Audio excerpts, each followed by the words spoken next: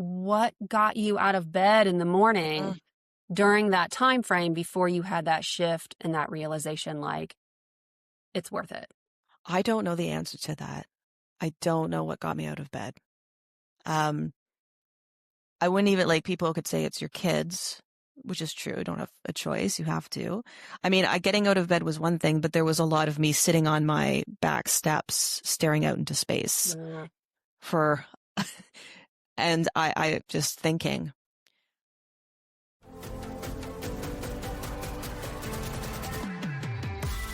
Welcome. I'm Jen McDowell, and you're listening to Through the Shit, a podcast for anyone going through the shit and the people who love them. In every episode, we'll hear a new story of loss, hope, and resilience, and how going through the shit led to something greater. So if you're in the shit now and feeling lost or alone, disconnected from your badass self, or in need of an ember of hope to keep putting one foot in front of the other, you're in the right place. So settle in, prepare to be moved and inspired, and welcome to the shit. Welcome, everyone. This is Through the Shit, where we hear stories of triumph over tragedy and all the amazing things that it can come out of going through the shit. I'm your host, Jen McDowell, and our guest today is Katherine Ayre, who's going to talk with us about a story of transformation that happened a couple of years ago that forced her to reconstruct her life and how she thinks about service, leadership, and living honestly. So, Kate, welcome. Thank you, Jen. It's great to be here. Yeah, I'm so excited to have you here. So for the listeners out there, I actually met Kate a couple of years ago. We were both at a public speaking course, learning how to sort of craft our signature speeches, if you will, and learning sort of the nuts and bolts of what makes for a good speech. I was intrigued by Kate at the time because she's also a lawyer, and she was doing sort of less than traditional legal work at the time. And so I just kind of was always really interested. And she works in aviation, which is a male-dominated field, doing all of this interesting stuff that I didn't even know the industry of aviation was doing. And so, I lost touch with Kate over the last couple of years, reached out to her for some other reason to ask her some questions about her work. And then as I was sort of talking with Kate, she told me this amazing story of transformation and reconstruction that I just blew my mind. So, as I was kind of starting to think about the podcast and how to reach people who are going through the shit, Kate was one of the people in sort of a mini focus group that I did that gave me such amazing and thoughtful feedback that I thought, okay, there's a story here that needs to be told. And so I'm really excited, Kate, for you to be here to tell your story today. I'm excited too. Yeah. Okay.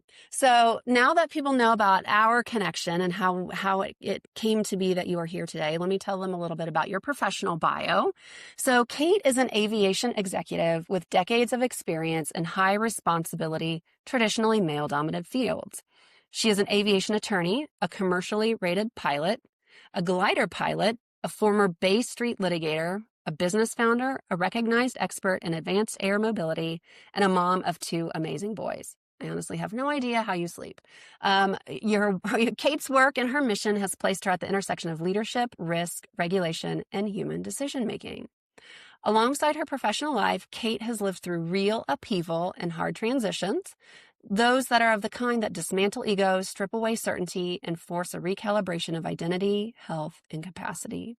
She understands firsthand how those moments reshape how we think, decide, and show up, especially in high-stakes environments where you're expected to be the steady one others depend on. That lived experience shapes how Kate thinks about service, leadership, and living honestly, not as ideals, but as things you figure out by getting it wrong, getting back up, and carrying on with more clarity and strength than ever before. Hallmarks of a real badass. Kate's learned there's real value in sharing stories about life change because hearing how others have made it through the hard parts help people feel less alone and find their wings again. Kate, welcome. Thank you, Jen. Yeah. Thank you. And I remember also being intrigued because when we met, I thought I have a great story to tell, really focused in on my nature of my business. But that story evolved. After we parted ways, there was even more things that happened. And it's very meaningful to me now where I feel that there's a coalescence of lessons learned that we're chatting and some real synergies for our story. And then when you came to me with your definition of what it is through the shit, I'm like, oh, I understand. I understand. I've been there. And so it's a real blessing to share this story with others who've been through it, to be a support and guide for those who are probably, if they're coming to you, they're in the thick of it Yeah. and they're like, what's going on? And we can hopefully have, I'm not perfect, but certainly have a lot of lessons learned through the process. Yeah, and I think, gosh, there's so much overlap between your story and mine, in so many different ways, and it just sort of makes you a kindred spirit to me, I think. But yeah, I mean, I think going through the shit for me was a learning lesson, and I was one of the first of sort of my friend group to kind of go through it. And if there's something that can be done to smooth the process, ease the process, help people feel less alone, that's something that we talked about in your bio as well, then certainly it's my pleasure to be able to do that, and yours as well. So I'm super excited to have you here. Thank you. Yeah. And it is, people might be tuning in and they might be saying, is this it? Is this the shit? Or is this a bump in the road? Yeah. And they're very different things that we're talking about. Okay. And there's lots of bumps in the road for people, but this is truly a transformative. I liked your definition of it. It's a truly transformative life experience. Yeah, for me it is. Yeah. So I think that leads to sort of the first question I wanted to ask you is, as you kind of reflect back on your story of shit, how does that definition of through the shit apply to you and your story? It was a series of events. And so the first, I will start off, I, of all things, had a premonition that it was going to happen. I can't describe the experience of it. It was about a year before. It was almost like a download of information at the time that I don't know if it was I had a visceral reaction to it. And it's not a panic attack or anything. It was something like all of this information came at me all at once. And I knew that my life was going to change. I was married at the time. I remember thinking and telling my then husband, my marriage may not survive this. I don't know. I can't describe what is going to happen, but it's going to be an intertwining of my life, my personal life, and my professional life. And then almost a year to the day of me having that premonition, it happened. I'm discreet about this, sort of all of the circumstances surrounding it, but I would describe it as a moral injury, both an act of omission and an act of commission that occurred to me, and struggling through that. And some systems and people that I had historically and for my life thought I could rely on for care was not there. And not only was the care and the support not there, there was elements of harm that occurred. And since a lot of this experience, I've run into others, yourself included, that there's a similar pattern. So people who are going through it, there is, and it's not just, we all have bumps, we all have traumatic, life and death, people die, people come and go, there's a job loss, but it would be something like all things all at once. I mean, catastrophic, this is a hypothetical.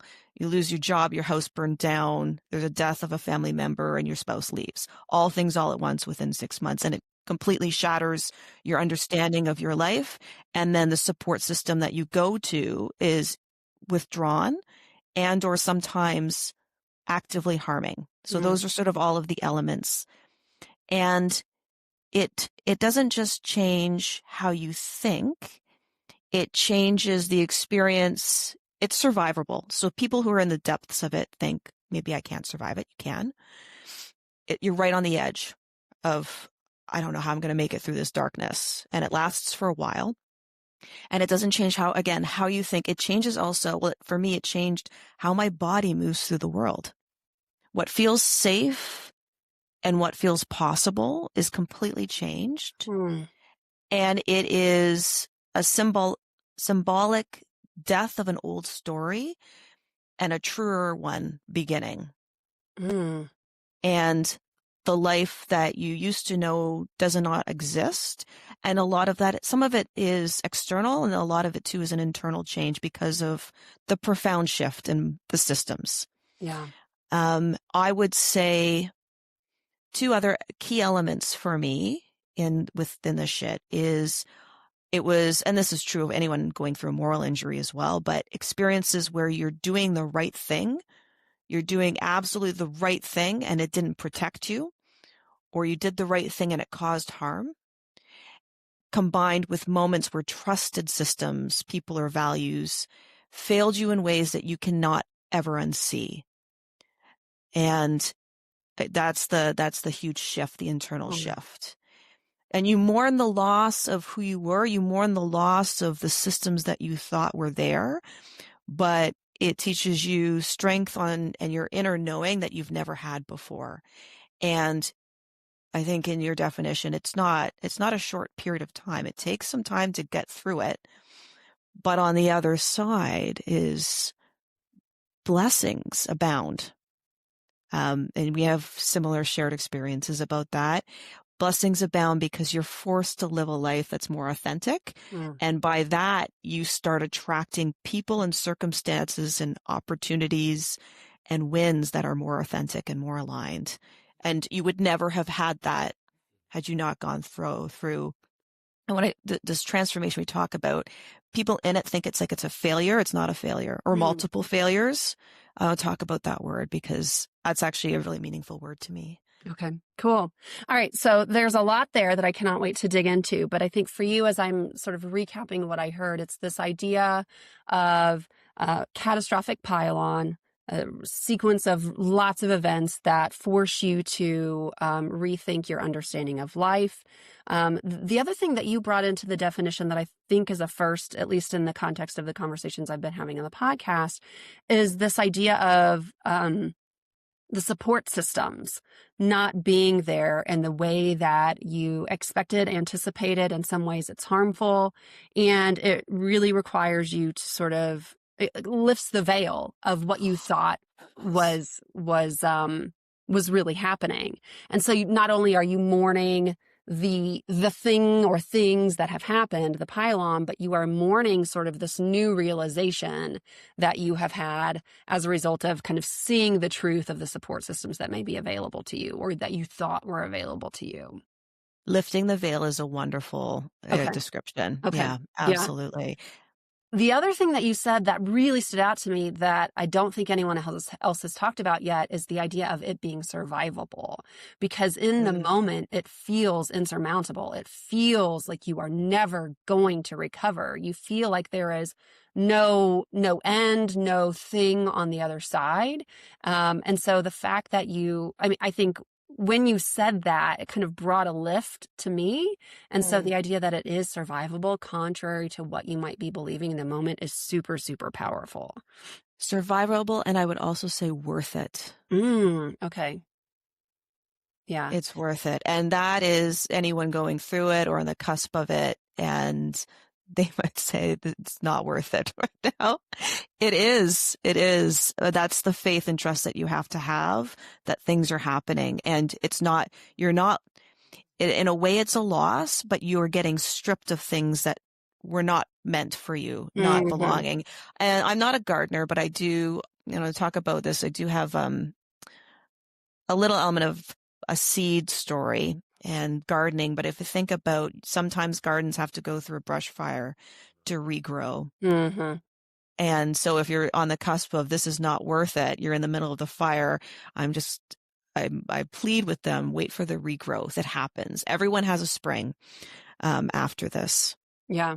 Yeah. It's interesting that you bring that up. And I do want to get into the story of shit here. But when we're recording this, we're kind of approaching the tail end of the year of the snake for those who follow, I guess the Chinese astrology and zodiac and things like that. And that represents a period of shedding. So for a lot of people who maybe are going through it right now and feeling like that shedding, that concept of shedding and the brush fire, kind of stripping things bare so that the new things can grow, is definitely a theme that I hear a lot from people. So, okay. Kate, are you ready? Yeah, let's do it. All right. Tell me your shit. So premonition in 2021, and then it was a series of years. I will tell you, I knew I was deep into it. It would have been August of 22. So that's the time frame. And it was a loss of, and a gain. So I left my professional home. I left a law practice. I left income. I was the primary income earner. I lost the stability of my home. I became a founder, which is its own sort of very difficult entrepreneurial journey. Lost connections to friends and some very significant family members. Mm. I remember thinking, and I've told you this, I was driving in my car one day. I was surrounded on a busy highway, and I'm like, I'm driving from a place where no one wants me, and I have no place to go where I'm expected. And I was surrounded by cars on the highway. And I thought, how long is this going to last? I am completely untethered without any support, any money, any direction. I thought I had lost everything or almost everything. My children are still healthy, so that's good. They're alive and healthy. That tragedy is, I can't imagine that. I'm dealing more with a complete collapse of my work and my identity and my family structure all at once while I was recovering from a moral injury. So the way I would just, it's almost as though if you're injured in a hospital and then someone comes and unties the tubes and then prevents anyone else from plugging them back in. That was sort of the level of shit that I was in. And I worked through it. Also, I talk about the story of the Brushfire or failure. After we had met, I got asked to do a talk. I thought I'd been through it almost completely when you and I met, and that was not entirely true. It continued on for a little bit longer, and then it got worse, and then it got remarkably better. It wasn't a quick pivot, but over a couple of months, things started to make sense, and people started coming into my life and situations and opportunities after I had gone through what I thought was the worst of the worst. And in fact, I got asked to do a talk shortly after, and a whole bunch of really professional, accomplished women. And they said, well, we don't want to talk about your accomplishments, Kate, and talk about your greatest failures. And I said, oh, perfect. This is something I feel very confident and comfortable about talking. And when I say failure, I call it graceful failure, which is an engineering term. So graceful failure, this is a term actually I got from a Rolls-Royce engineer. And in engineering design or in aircraft design, if you're testing or beta testing, you'll have failures. Things won't work. Things won't operate. And the engineering mind is good. Let's see where we need to fix it. We have to change everything. I don't know why we don't adopt that same philosophy to our life. Is things are not working, things are falling apart. Oh, good. What does this mean? Let's explore it. And if you look closely at something, what looks like failure and destruction is just prepping for growth. So my consulting company that I founded, I use a maple key or sycamore. You call it sycamore in the US, or we call them little helicopters that fly. And there's a bit of a aviation engineering aspect to the reason I chose the maple key. But also as it flies through the air and lands on the ground, if you take a microscope and you look at it, it looks like the seed is destructing once it hits the soil. It's falling apart, but it's not a failure of the seed. It's not a destruction of the seed. It's a tearing away of the seed so it can plant in its roots and then grow a sycamore or maple tree. And it was sort of an icon that I had chosen for my business for both personal reasons and professional, because I started my founder's journey right on the heels of, and maybe not the best decision is to start an entrepreneurial venture on the heels of absolute systems collapse. But for me, I couldn't think of any other way to do it. And again, like my systems collapse, it changed the way I think about the world and what I'm capable of. And I was like, well, I might as well start my own business and see how those roots take shape. I have nothing else. You have nothing. The fear factor of risk has changed as well once you go through. That's why it's so worth it. It's terrible at the time. It's terrible. Losing everything that you sort of knew and the people you knew and the systems, and it redefines who you are as well. There was some elements of the moral injury that took me a long time to grapple with. I think it will probably be something for the rest of my life, but I'm grateful for that. And then sort of the secondary harm of like support systems, not either intentionally withdrawing support or doing things to harm. That was a tertiary level. In a weird way, I'm grateful for it because it allowed me to heal from the first sort of major injuries of the moral injuries. So I was grateful for that. And now it's once you've been through the deep, deep shit, it's like, what else? There's very little now. It won't happen again. I guess that's a way to describe it. So this is the transformation we're talking about when it's very different from little bumps in the road. This is a type of well, I'll use airplane. If you're ever in an airplane accident and you survive, you're never going to have another airplane accident, statistically. So it's a weird way to say to be grateful for that experience, because going through this shit it's traumatic. It's very difficult. But there's gratitude that it cannot happen again the way it did. And I also have come to believe that not everyone on this world is going to go through it. They have different journeys. And those that of us who have, there's a weird way of energy of linking us up with one another. Yeah. So we can talk about it. Okay. So you said something kind of right at the very beginning of your story that I want to go back to. And it's this idea of the pile-on that you talked about in your definition. So, I mean, it was job, home, connections to friends and family. You know, when I talk with clients, I talk about those as pillars. Those are all things, if our life is a house, we have all of these pillars that support the roof, that sustain us, that give us a sense of stability. And any change, any significant change to one of those things can sort of shake the foundation of what we know. But to go through them all at once or in a very rapid succession is just totally destabilizing. It's kind of like the earthquake upends you. And then you have this moral injury that comes on top of it and sort of really just drops you to your knees. You mentioned this idea of you mentioned the moment when you were driving in the car and you had this realization. You also talked about like bumps in the road versus true shit. So at what point in your story did you recognize that you went from bump in the road to through the shit? Like, I'm in the shit.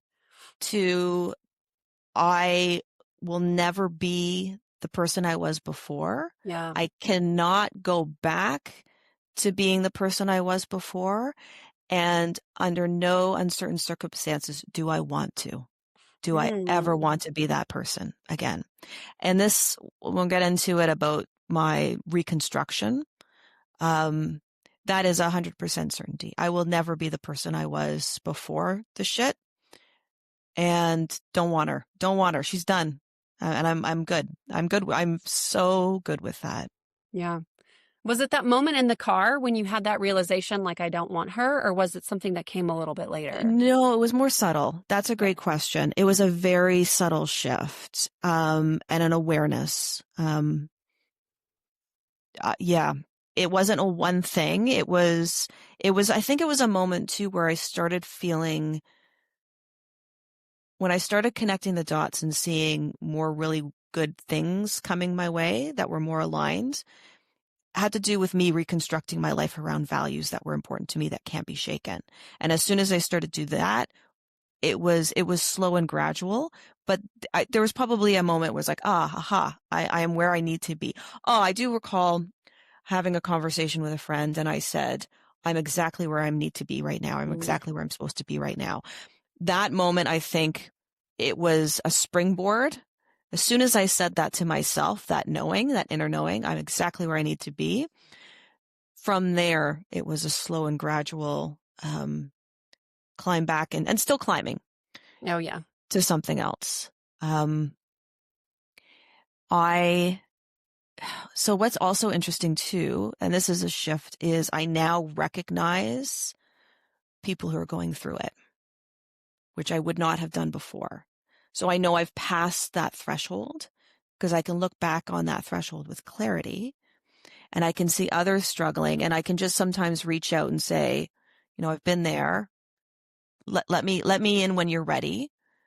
Because I think when I was going through the deep shit, like no one could talk to me. No one, it's a lonely experience because no one other than yourself knows who you were before and who you are after. Right. There is no person on the planet that can fully live in those shoes. So it is a lonely experience.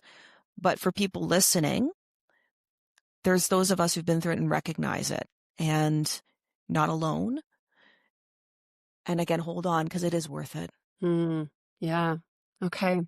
So let me ask one more follow-up question about this point where you were, in the car to the conversation with a friend. Yeah. Like, what got you out of bed in the morning during that time frame before you had that shift and that realization, like, it's worth it?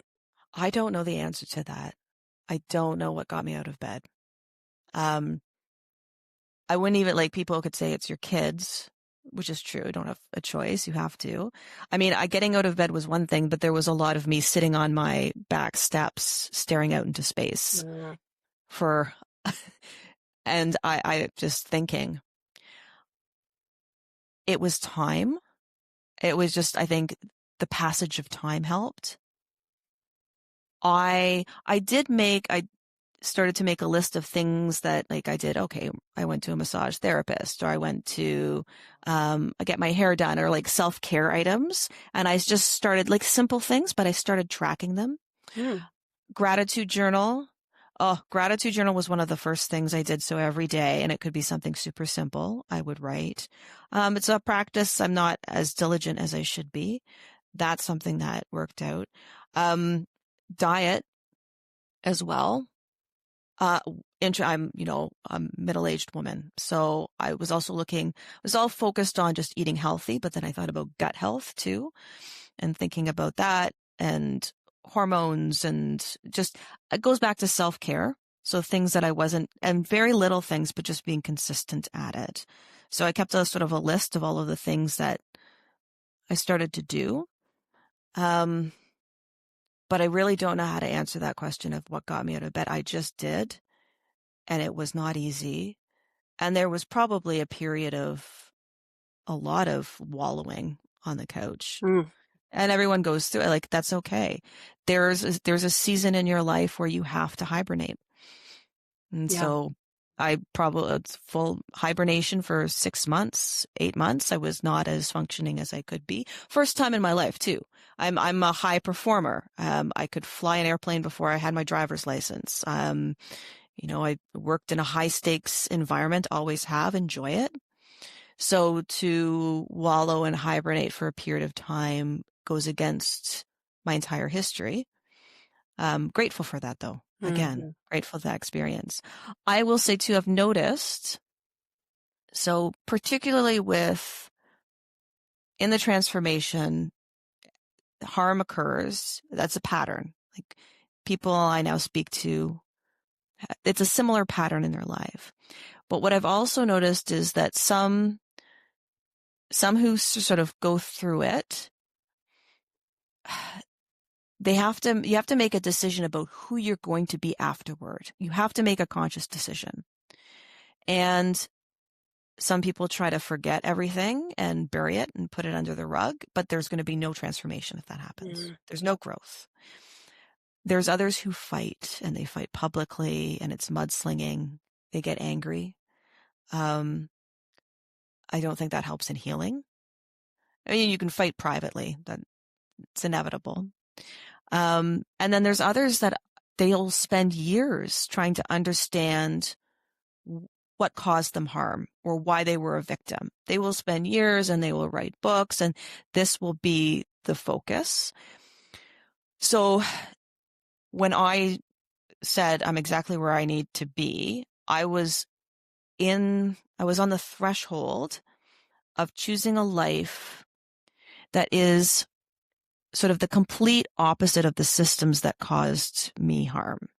And this is not something you do out of denial. It's definitely not out of revenge.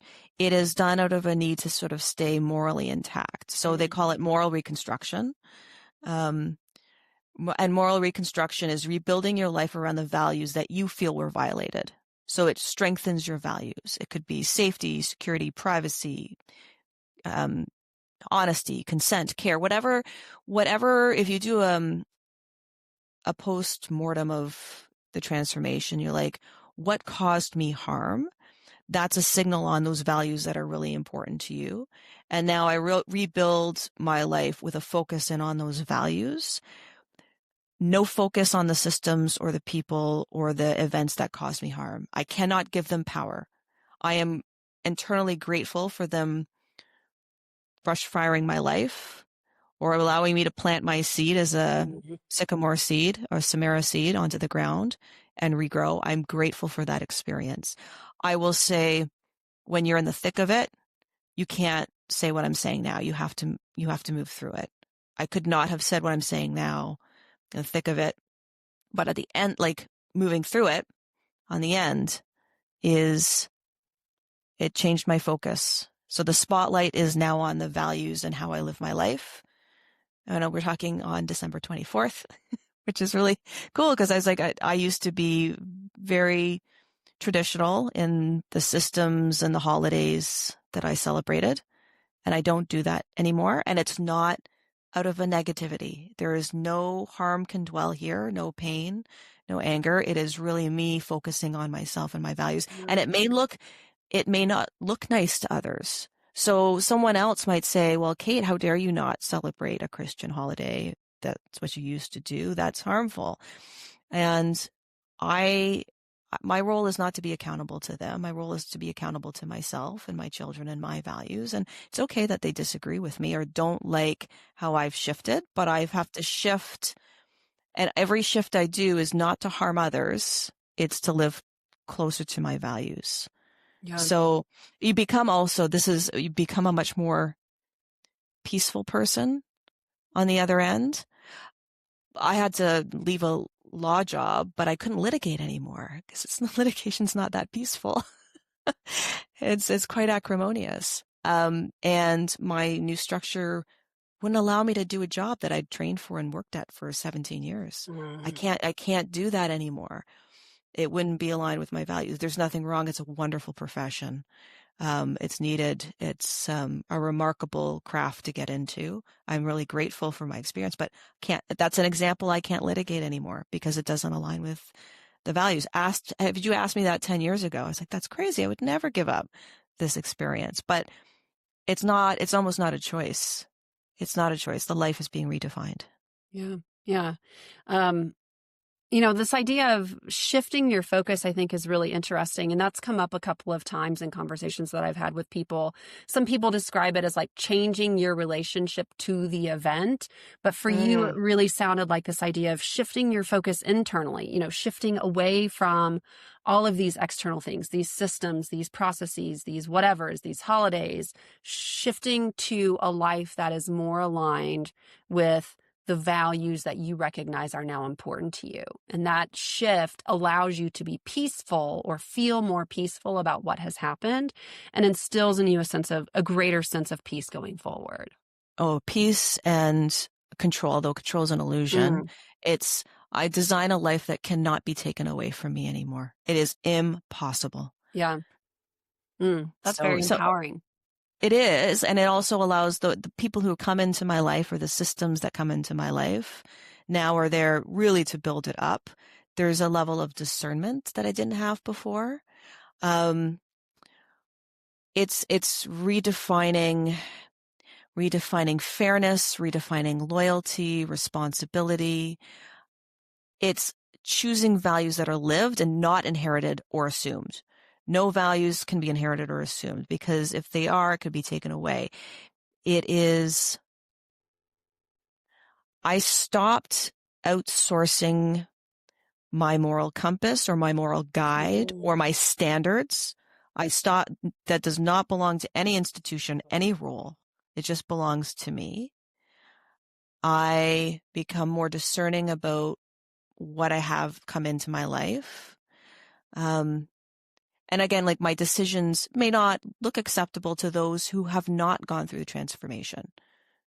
People who are in my past life may not like the decisions I'm making, but to me, it's so much more internally coherent.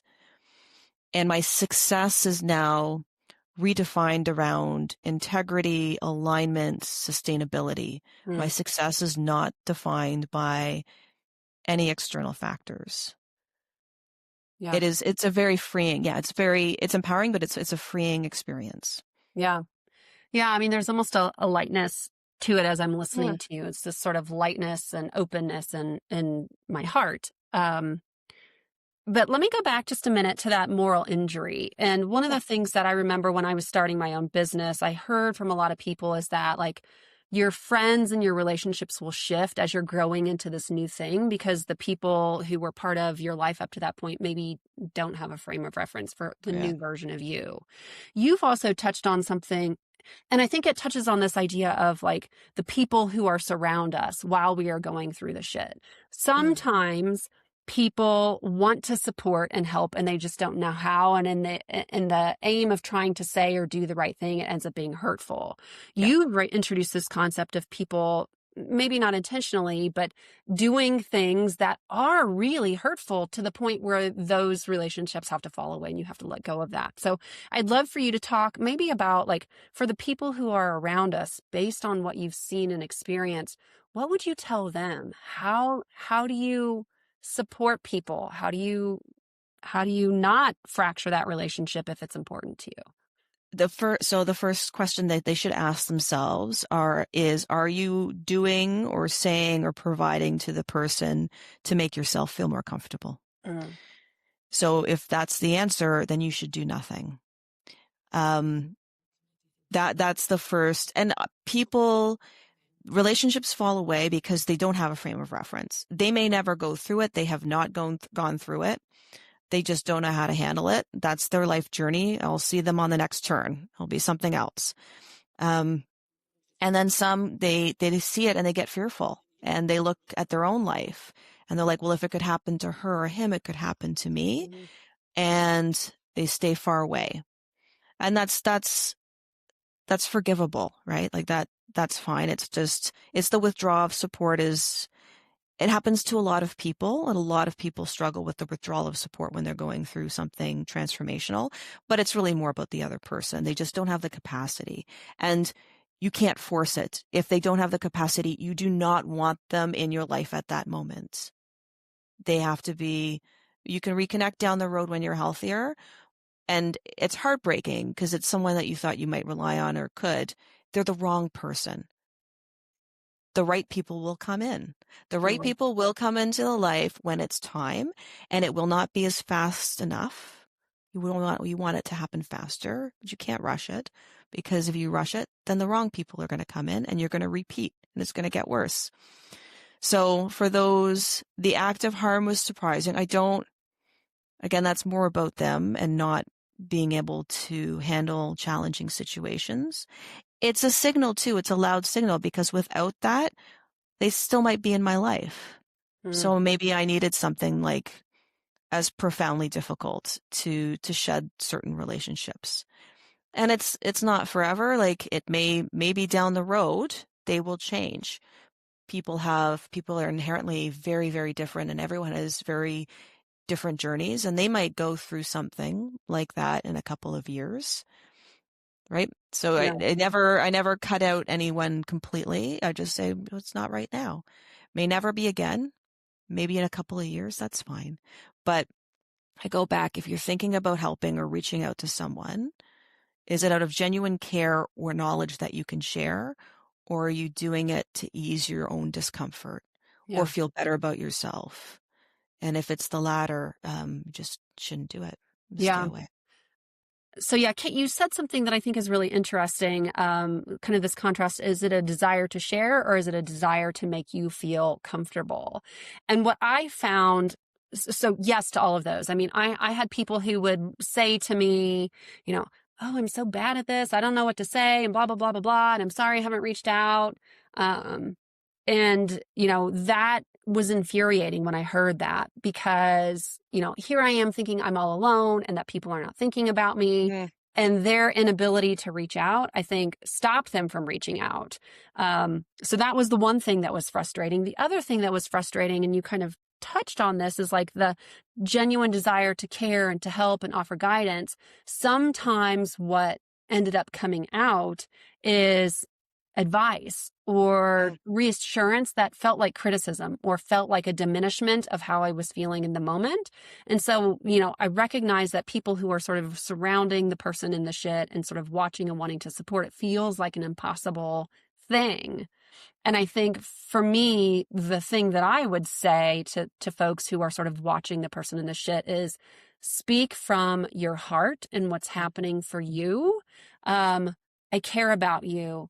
I'm sorry you're hurting. I wish I could make it better, rather than sort of, and then if you have suggestions or advice, ask if it's okay to share it. But Oh, I don't, yeah. I don't know if you have any more thoughts about sort of this tension that people who are sort of surrounding the person maybe is dealing with. You touched on, so consent, consent of giving advice. So that was a huge loss. Like, there's a lot of people who don't understand that say, this is my assessment of what you're going through. I'd like to share it with you. Would you like to hear it? And if the person says, no, you respect it. And there's so many people that don't do that. Yeah. And they don't do it because it's more about their own journey. And again, it's more about them. Like, they might say, how dare you not take my advice? It's like, well, I can't, you're not in a position to give advice. You have never lived this life experience or this sequence of events. And it may be coming out, it's misplaced care. It's misplaced care is how I would describe it. Can do a lot of harm. People going through this shit, everyone feels more lonely and unfair because people fall away. I truly believe part of the process is it needs to be, and loneliness is a street, right? It doesn't last forever. Yeah. There must be an element, you have to go through it alone. You have to climb that mountain alone, without others. That's shitty. That's the real shitty part about it. But it's worth it. Because if you do it alone, then you climb to the top of the mountain, or you're close to the top of the mountain. It's for summit alone.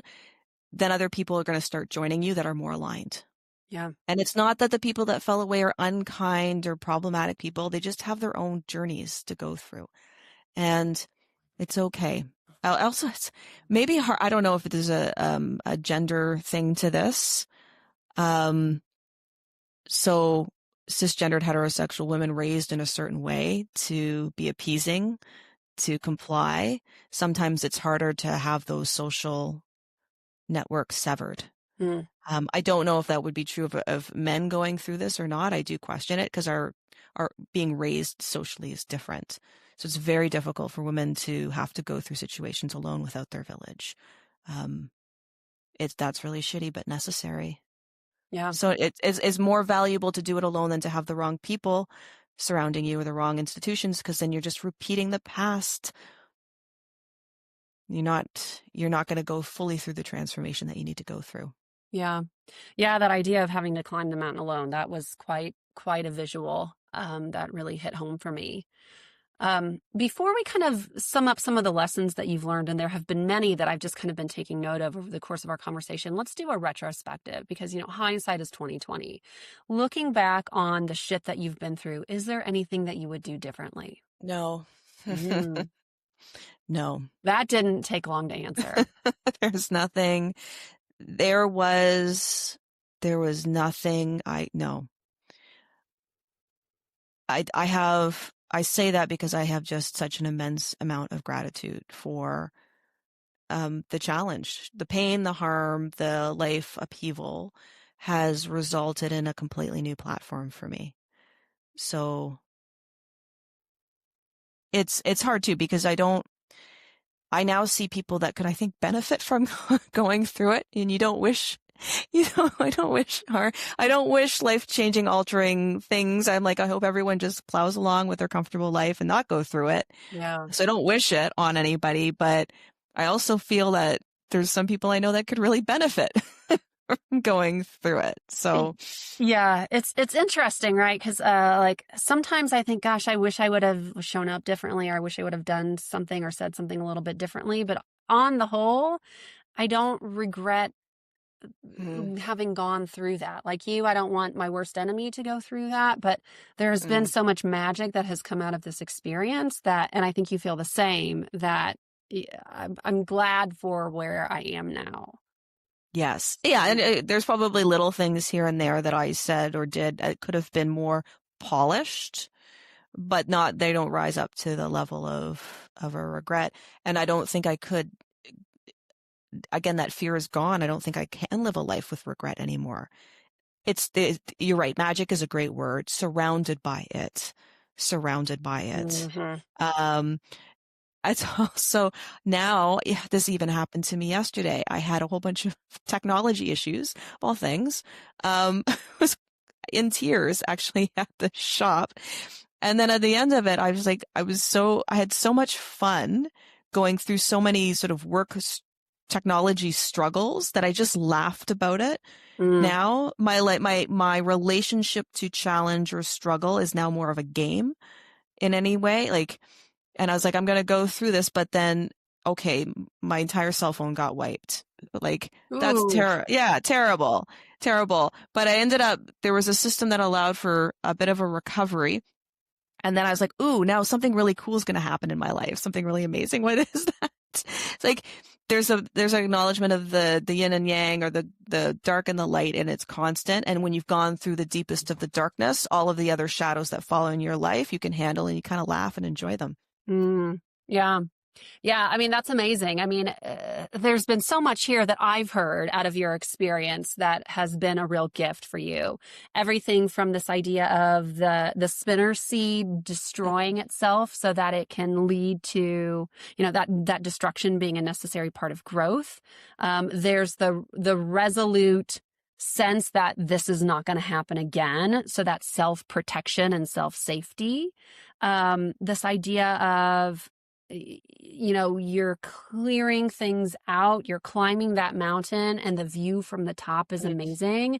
And the new community that surrounds you as a result of this experience, this climb, this trek that you have had to go on, sometimes alone.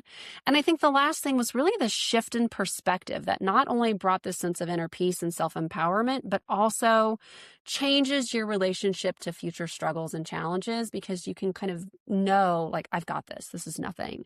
So is there anything else that you feel like has been sort of a gift or a lesson or a blessing, I think was the word that you used at the beginning, out of this experience that you want to share? The blessing is I've returned home to myself. Like, I am now truly living in alignment with who I am and the values. And it took many years to get to that point. The blessing of not returning to the person I was or the systems before. And I thought they were great, but that was shattered. The falseness of that was shattered. I am a huge gift in my life. It's like I've come home to myself, and what I once valued before, there's grief that doesn't, there's grief that doesn't exist. But I also, if it's this good now, oh boy, right? Like, it's so bright, like what's going to happen down the road. And the level of gratitude too. Every day, I'm just so much more mindful and grateful of things that I would never have been grateful before. Just live more present and more. It's an awakening, is really what we're describing. So yeah, I mean, you said something earlier about control, which is to some degree an illusion. But the other thing that comes up for me as I was listening to you just now, going back to this idea of reconstruction. So like, you get to build your life, and you get to choose which bricks you put into the house that you are building for yourself. So yeah, yes, we're building our own bricks. We are not outsourcing the bricks. We are building the bricks ourselves with our own clay and our own hands.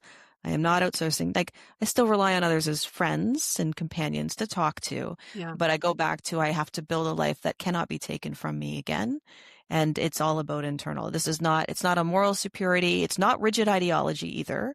And it's not a return to innocence. I have to be very clear about that. This is a completely new way of moral reconstruction, of redesigning your life, living with your values, and not outsourcing to the external. Yeah. So at this point, Kate, we're kind of winding things down. Is there anything else that you feel like you want to say that will help you feel complete before I give you the final question? Oh, interesting. Because now I am complete. Okay. Right. You feel I complete. am. Yeah, I feel complete. Okay. Well, that's a good summary of what, as at the end of a transformation, is a feeling of wholeness. Okay. So I like your question. Anything to Right. feel more complete? No, I'm still, well, not perfection. Still working on it always. Yeah. But that's a life journey. Super happy about that. Yeah. You're complete as you need to be for this moment in time. And right now at 12:12 my time, Jen, I know you're in a different zone. I'm exactly where I need to be. So Yeah. thank you for that opportunity. Awesome. Okay. So that maybe dovetails with the last question.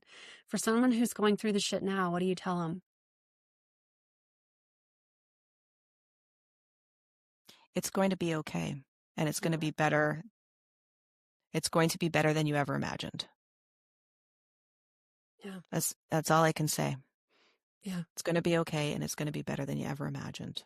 I can't top that. So with that, Kate, thanks so much for being here today. It was my pleasure to sit with you and to hear your story and all of the lessons that you learned. Thanks, Jen. It's been a pleasure. Absolutely. All right, everyone, that's it for this episode of Through the Shit. We'll see you on the flip side. That's it for this episode of Through the Shit. Thanks for listening. If you liked this podcast, like, share, and subscribe, and maybe send it to someone who needs a boost because they're going through the shit. While you're at it, tell them how important they are to you. If you have a story of shit to share or you're in the shit now, I'd love to hear from you. Email me at throughtheshitpodcast@gmail.com or go to our website at throughtheshit.com. I'll see you on the flip side.